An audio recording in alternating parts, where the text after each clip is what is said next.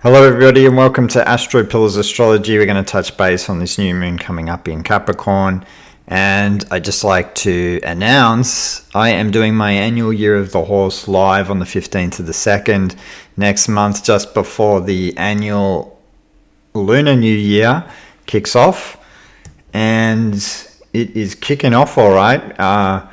Right here in the state I'm in down here in Australia. I am in Victoria, and of course where state is declared a state of disaster because of the fires breaking out from the dry lightning strikes, which usually come from the eclipse coming up, which is right on the Lunar New Year, by the way, and I'm going to do a separate talk on this.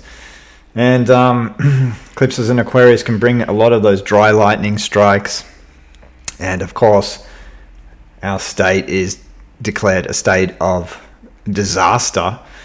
And I've been driving back and forth to the country, and the smoke has been crazy. So stay safe out there, you Victorians, because we're in for, I think, a pretty wild summer with the Yang Fire Horse coming up, which is a pure 5-pillar Chinese astrologically.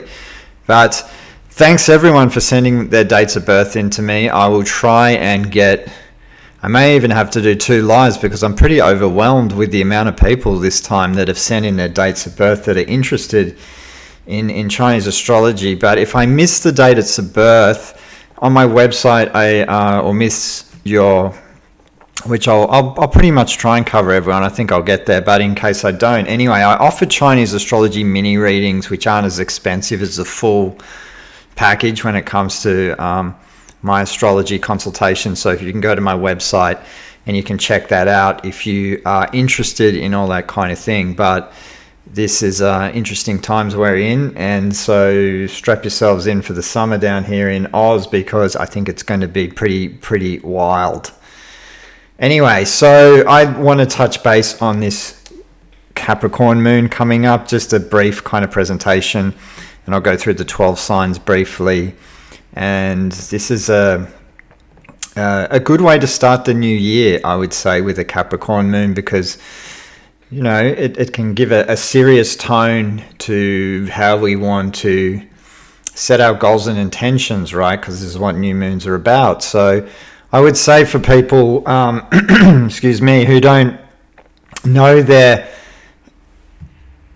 birth natal charts, really you get a copy of it, because I think the moons is probably one of the best ways to get to know astrology and get to know yourself. And I think it's for those who are interested in setting goals and intentions and kind of really wanting to create their lives, in a positive way, where it's always good to reflect on where the moons are placed. That being new and full moons, and of course, another really cool thing, which a lot of people don't touch on a lot in astrology, is lunar returns are really important as well to mark in your calendar. And that's going to be where the moon is placed each month, and it's going to be very individualistic. And it's where you're going to be setting, or where you're going to be emotionally connected to, more so in your birth natal chart for that month. So that's other things to consider as well. But so this new moon in Capricorn is pointing us towards setting intentions around emotional maturity, self-control, deeply felt responsibility, consciousness and care, as well as emotional satisfaction through hard work. So generally moons in Capricorn react, because the moon's about how we react to things, right, instinctually and on a subconscious level. So Capricorn moons generally, right, will act with self-control, determination, and at times can be pretty goddamn pessimistic and negative, right? But the moon, like I said, is where we seek comfort and security, and a Capricorn moon is comfortable in its role as the provider, the protector, and habitually likes to take control of situations, right? Capricornians are very controlling energy. It's very authoritarian. So the God, I can't even speak this morning. Authoritarian side of Capricorn's nature, in a way, right? Because I like to be in control, can limit the capacity for intimacy and emotional maturity.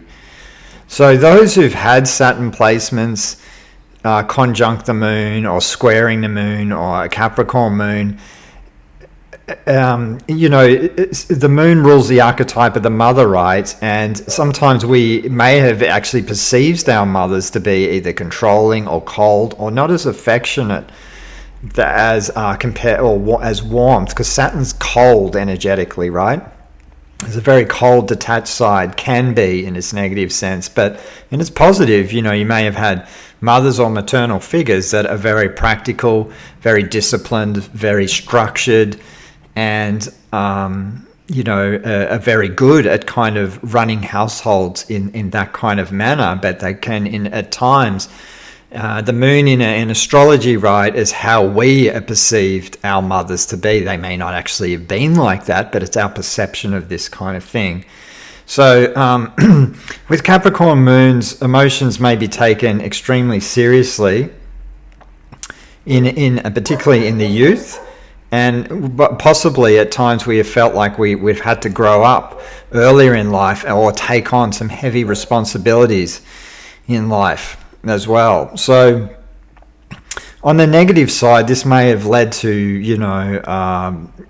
lead to feelings of isolation, loneliness, self-judgment, and repression of one's basic human needs, right? Because we tend to, in a way, we just live our lives feeling in a way that we're not worthy of affection and things like this. So new moons, as most people know, and if you don't know, are all about fresh starts and planting new seeds, setting goals and intentions for the next 6 months, right? Until the next full moon comes up into the sign of Capricorn. And the cool thing about understanding new moons or tuning into new moons is you can see whatever it is goals you set in 6 months, they usually play out and manifest 6 months later, and you can see the growth you've attained through that, particularly in the area of the chart that's connected to. But so the full moon in Capricorn will show us how our goals have manifested if we've been applying ourselves to reach them, right? So Capricorn is ruled by Saturn. It likes structure, it likes discipline, it likes form, it rules time, and the archetype, the Greek god Kronos, rules the planet Saturn. And so if we put in good, honest time to achieve something, then we get rewarded for the planet Saturn, or through the planet Saturn. And a lot of people in astrology tend to, everyone knows the great cycle of the Saturn return. And Saturn is one of those things, right, that in some instances people can look at it quite negatively, but on the flip side it's extremely positive, because we've got to understand we're here in a physical body in Earth, and we're here to master, because Saturn's the reality principle, and it's like the Black Sabbath album, Master of Reality. That's what we're here to master. And when we master the archetype of Saturn and understand what it's trying to teach us in our astrological charts, this will initiate us into higher states of consciousness. And it's grounding us for a reason. We're in a physical body for a reason. We're in a material realm for a reason. We're not here to escape off into Disneyland. We're here to master ourselves, our bodies, and that in turn that will levitate us or initiate us into higher states of being. So the house of Capricorn in the birth chart is the area to focus on, right? Which with areas you want to achieve with your ambitions and goals. And I think the new moon in Capricorn will give us a serious start for the year. And it's really important, I think, as a sign, because we need to get more serious when it comes to our own practical reality. And I think a great way to start the new year, everyone's into, what do they call the Lunar New Year rituals, and I think this is a perfect time to make commitments to ourselves to really achieve that, whatever it is we're desiring. So this new moon falls into the third decan of Capricorn, which is connected to the fours of Capricorn, or the four of coins in the tarot, right? So this card is connected to the sun in Capricorn, and as quite a strong solar principle. And the number 4s generally in the tarot connect to stability, structure. And they can have a restrictive kind of feel to it as well, the number 4s. There can be a lot of a rigidity, holding on, inflexibility at times, which when the planet Saturn is imbalanced, it can be like that. A lot of people can, with the stiffness, Saturn rules the bones, people are inflexible, the stiff joints, rheumatoid arthritis and things like this from a health perspective are more a Saturnian issue, right? Coming from most likely a rigid mind, an inflexible mind. So when we can be fixed, these patterns can happen. And anyway, I'm kind of digressing a little bit, going down a health path here. But anyway, this new moon, right, is connected to the 4 of coins in the tarot. The 4s connects to stability, structure, and restriction. This new moon is enabling us to have a practical ability to take advantage of opportunities with a far-sighted vision and logical action. So logic, integrity, tenacity, and idealism are the strongest factors when it comes to this card, right? This is a very practical card and a great chance during this new moon to bring your vision into reality and create something with structure and form. This is what Saturn likes. We can have all the ideas, and they can be pie in the sky ideas, but they don't really mean anything until we pull them down into the material world and create it in a tangible way. And this is one of the beauties of Saturn, and it takes time to do this. And I think this is why, obviously, in the times we're in now, we're in a very clickbait society. Everyone wants everything instantly. But this doesn't work. When you grasp the archetype of Saturn and we put in honest time, energy, we reap the rewards. And it's far more satisfactory, right? When we've put in honest time. Take your time to really understand a subject or learn an instrument. Do the discipline, the daily grind.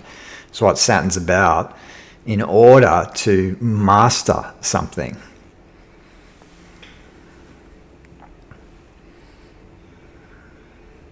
Like a subject like astrology, you just don't download and you've got to put in honest time and energy to understand. The same thing with subjects like, topics like acupuncture. Acupuncture back in the day was a 10-year apprenticeship.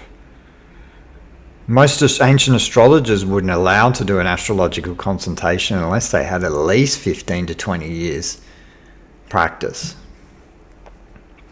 Anyway, the Sabian symbol connected to is the 29 degrees. And I like the Sabian symbols because they're pretty cryptic and they're good things to mull over, especially in your birth natal chart. And I think for those who are interested in astrology and who know their charts, then really check out the Sabian symbol connected to your sun, moon, and rising sign. They can add a whole different level of dimension to your astrological chart. And the Sabian symbols are a little bit cryptic, a little bit esoteric, but it gives you something to mull over. There's usually some insight in there if you actually take some time to reflect over them. But so this Sabian symbol reads at 29 degrees Capricorn, and a woman reading tea leaves, right, is what's the symbol's related to, and the theme is the screen of prophecy. And so, in short, right, I'll just summarize what this symbol's about. In short, this symbol speaks of divination and prophecy, or desire to pierce the veil between the visible and invisible worlds. The image of a woman reading tea leaves emphasizes psychic insight, intuition, and interpretation of symbolic imagery. There is a strong connection between this symbol to Jungian synchronicity.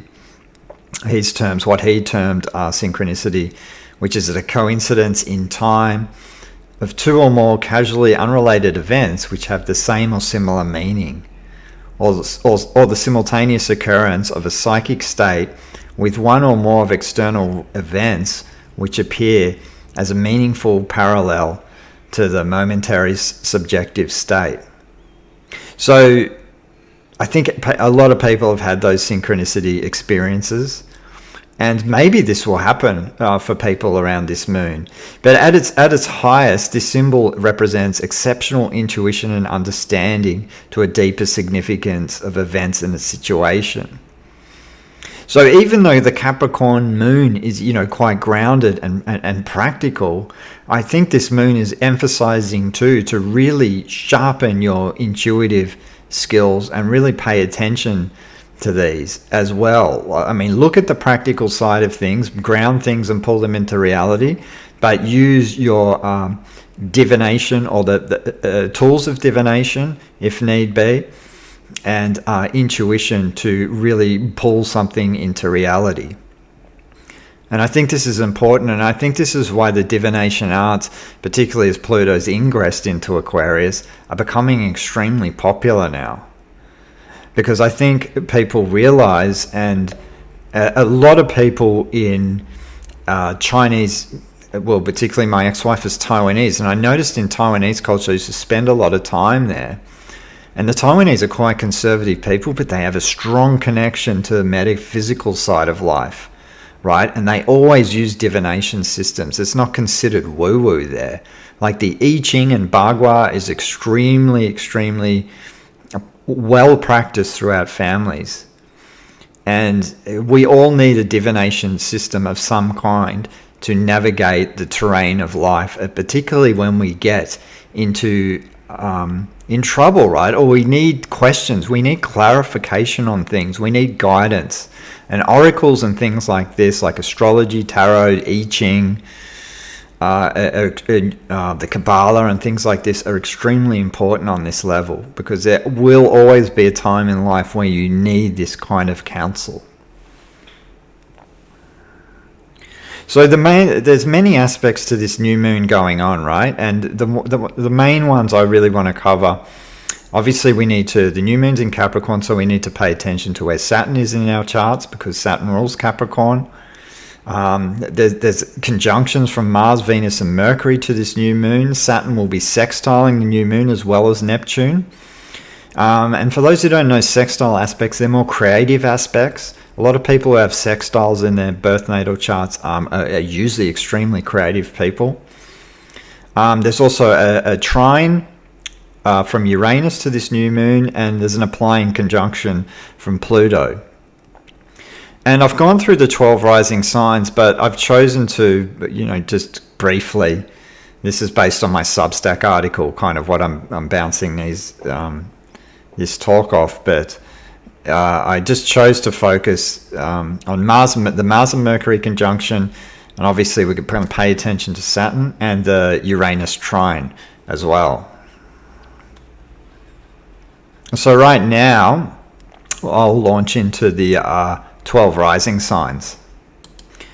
So Aries rising will be having this new moon in the 10th house, the house of career, public status, recognition, and who you are in the world, how you present yourself to the world.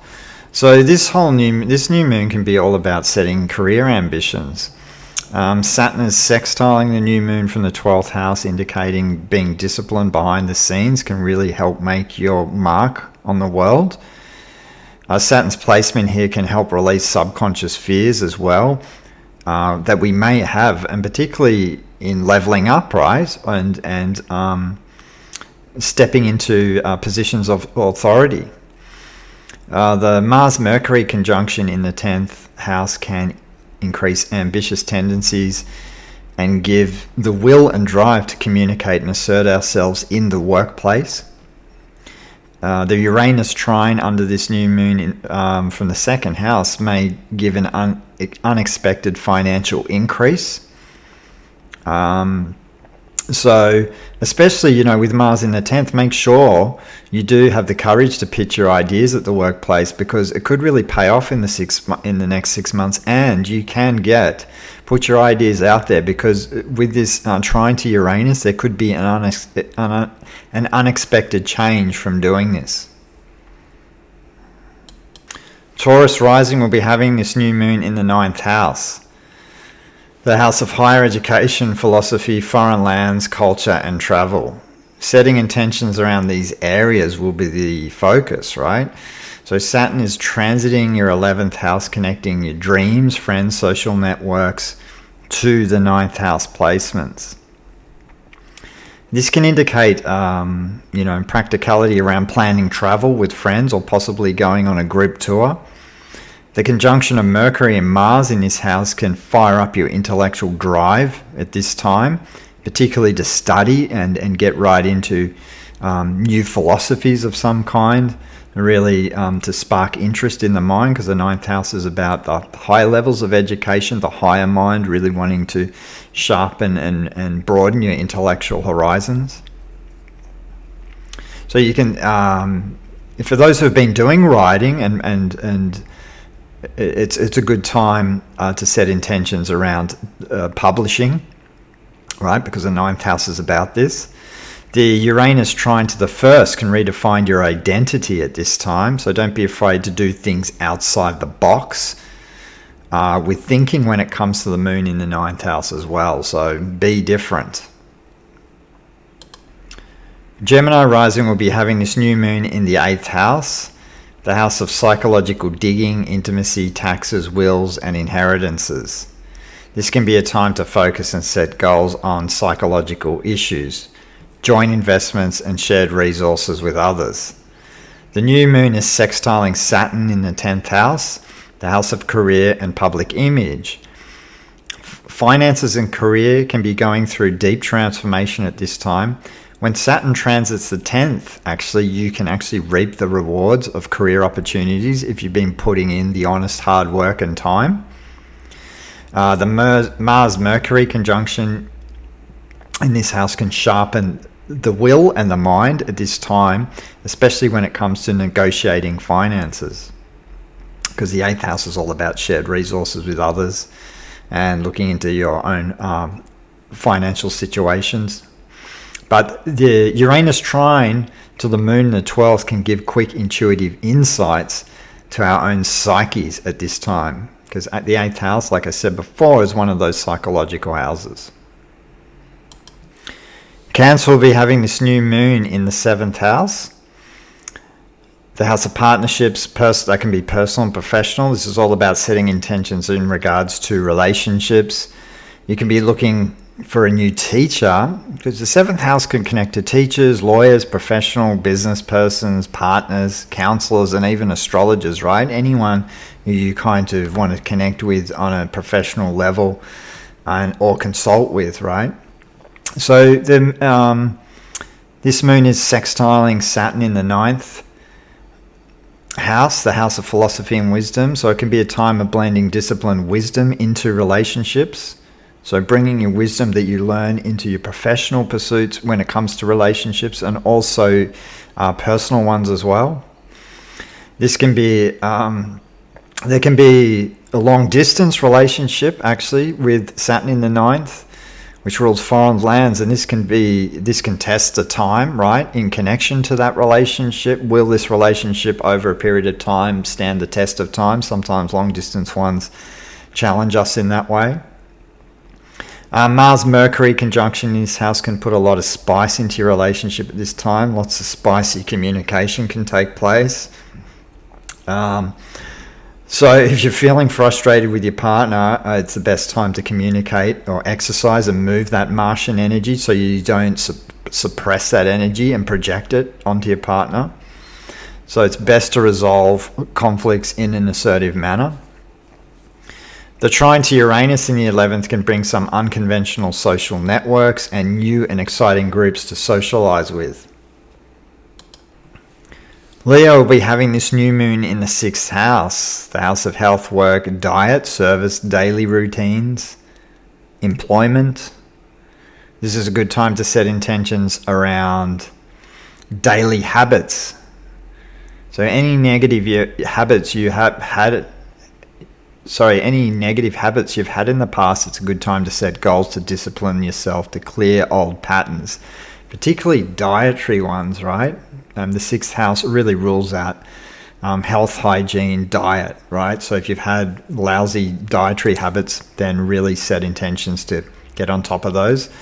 It's also a good placement for setting intentions to find a new job. Saturn in the 8th sextile is linked to the new moon.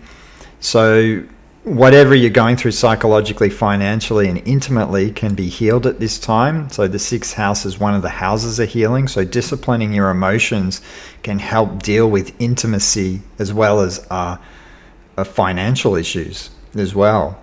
So the 6th house being the house of health, and with Saturn in the 8th, can reveal to us how blocked emotions affect our health, right?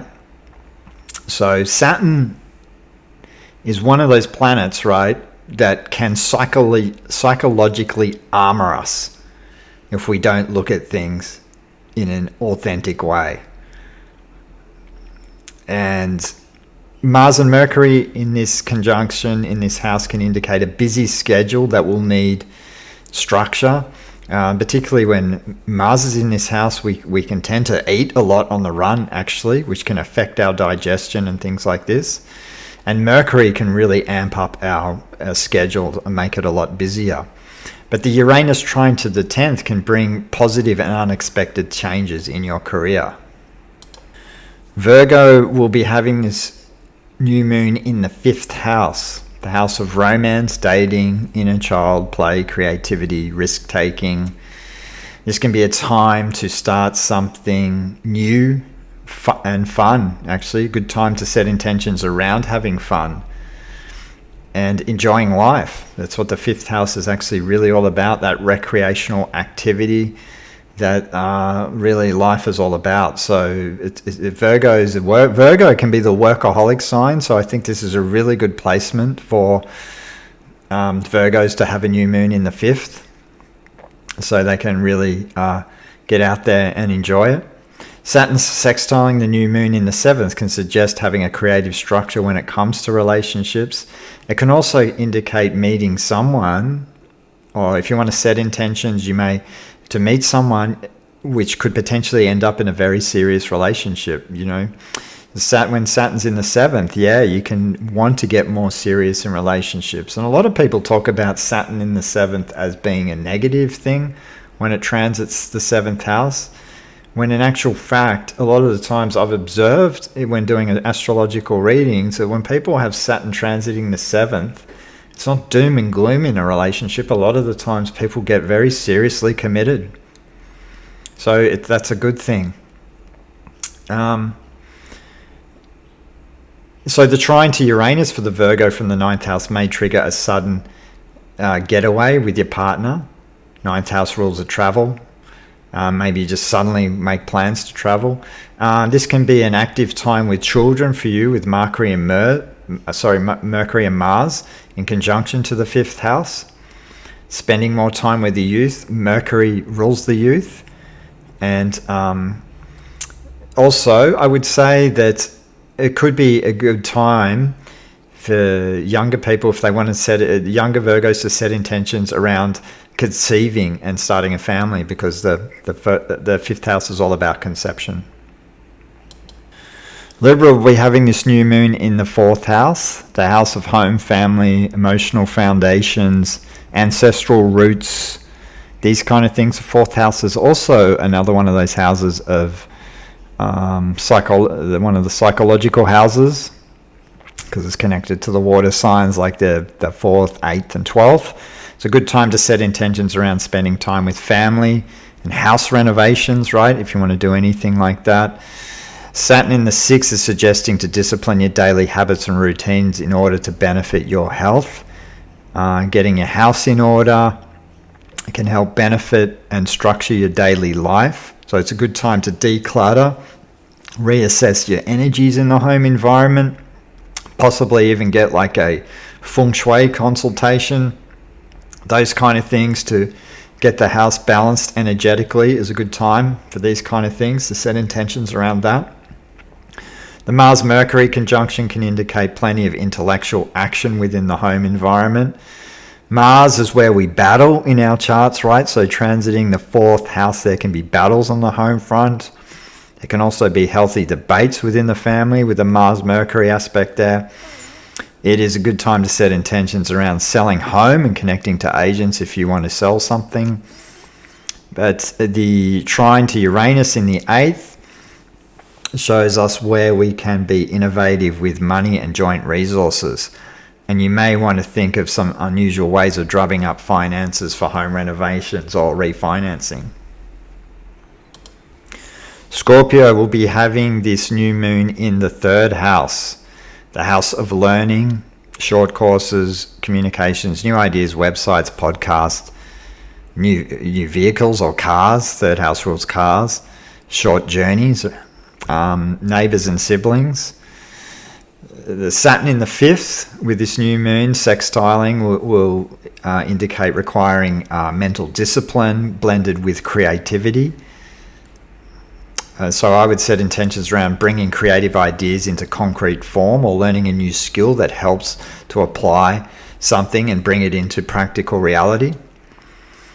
Mars and Mercury conjunction can lead to impatience when it comes to communications, but it also can make you very articulate and help you sharpen the mind. You'll be able to articulate ideas really well at this time with this kind of conjunction in the 3rd house. Because 3rd house naturally has a Gemini subtone to it, so it does connect to the intellect. The trine to Uranus from this new moon to the 7th can bring unexpected conversations with your partner, leading to greater freedom within your relationship. Sagittarius will be having this new moon in the 2nd house, the house of resources, that being inner resources and financial. This is a great time to set intentions around financial abundance, right? Because this time is one of those times of the year, right, for you guys where you can really set intentions on getting your finances in order. And if that's not the case, I think, finances and self-esteem are kind of connected together because they indicate they're deeply connected to our values and how we value ourselves. This is why Venus tends to rule money, but then we've also got to look at astrology. Pluto also rules wealth as well on a deeper level. So there's a transformation of self when it comes to, as well as the Venetian side of thing of the self-love, but then the deep inner transformation when we go through that, and we go through those transformations authentically when it comes to self-esteem, they usually create abundance for us, right? So Saturn is sextile from the 4th house, the home base, and this can give us some grounding and stability at this time to want to have a secure financial base which family could be supporting you to achieve. Mercury and Mars conjunction in the 2nd can give us creative, rapid ideas and downloads into how to plan and use your money. With Mars in the 2nd house, just be mindful of impulse spending, right? When Mars is in this house, we can tend to just want to burn through our coins, so just be careful of that. The Uranus trine in the 6th house from this new moon giving you innovative ideas for work and daily routine structures. And usually with Uranus is in the 6th house, we really, you guys would have had this transiting for a while, the Sag rising, so you really can't stand the 9 to 5 grind. You really want to kind of get out of that. When Uranus is transiting this kind of things, particularly in the work, you need a lot of freedom and space within the work. Otherwise, you tend to get kind of claustrophobic and go nuts. So it's important to have the freedom to roam. Capricorn will be having this new moon in the 1st house. This is powerful for Capricorn as you have a personal reset with this first new moon, because obviously the 1st house represents you, who you are, what you want, and how you want to look and feel. Represents the physical body, so it's a good time to set intentions around fully changing your physical appearance. If you've got goals around that, you're not happy with the way you kind of look on that physical level, now's a great time to put in the time and energy to change that. Saturn is your chart ruler and is sextile the new moon from the 3rd, so this can help build your identity and image you want to project out into the world in a solid way through your ideas and communications. How you speak and project yourself into the world will have lasting effects. The word is important here. And Mars and Mercury in the first can empower your voice and give you great motivation to express who you truly are. Uranus trine your fifth can give you a creative spark. It can also bring sudden romantic endeavors. Aquarius will be having this new moon in the 12th house. This new moon is around spirituality, inner wisdom, retreat, sleep, rest, and the unconscious mind. This is a good time to set intentions around healing, retreating, and examining your psyche. Rest time is productive. New moons in the 12th can restore the constitution if we can let go of our egos and retreat. So rest is being productive. Don't fight it if you need that time. Saturn sextile the new moon in the second house can indicate your values are connecting to your subconscious for healing. Saturn in the second can also make us take a hard look at how we value ourselves and also be wary of poverty consciousness, right? Sometimes with Saturn in this house, we really identify our money with how worthy we are out to receive love and things like this. So just be really mindful of poverty consciousness. Also, when Saturn transits the second house, right, we probably need to be mindful of our money and tighten the purse strings as well, and really learn how to budget as Saturn's transiting the second house. Mars and the Mercury in conjunction to the 12th can give you some clarity into our into your inner life and enhance your dream life, right? Mercury in that house can give you some really good messages in the 12th from dreams, because obviously the 12th house is one of the house of sleep. Uranus trine the moon from the 4th has probably not been easy for you guys actually over this period of time, because it would create a lot of instability on the home front. Maybe you've been living in very unstable home environments with the people in there, or it could also indicate that you've had to have moved a number of times. The trine, the Uranus trine will create an even flow for family issues to be healed through the subconscious mind at this time. And finally, for the Pisces rising, we'll be having this new moon in the 11th house, the house of social networks, friends, networking, hopes and wishes, wish fulfillments. And this is the house of wish fulfillment with this new moon. So anything you want to wish for and really create, then put it out there. Saturn in the first house sextile this new moon in the 11th is indicating self-discipline to make your dreams come true. Dreams don't come through unless we've got Saturn supporting us, because otherwise it's just a dream. So that's Neptune. Saturn and Neptune are the polar opposites. But if you balance both, it's a really fine line. But if you can balance them both, it's great. Your dreams become reality. Mars and Mercury in the 11th can bring the drive to communicate and network with others.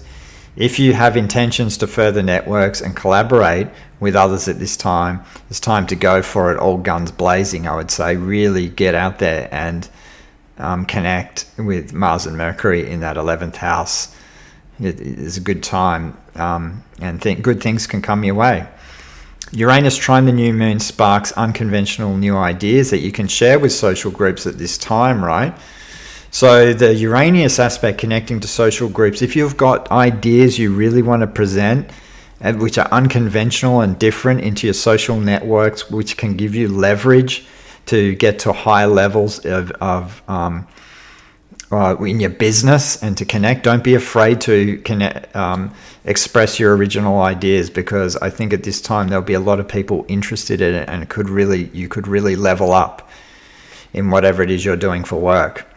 So thanks for listening, guys. Stay tuned for the Yang Fire Horse live I'm doing on the 15th of the 2nd, and we will see you next time.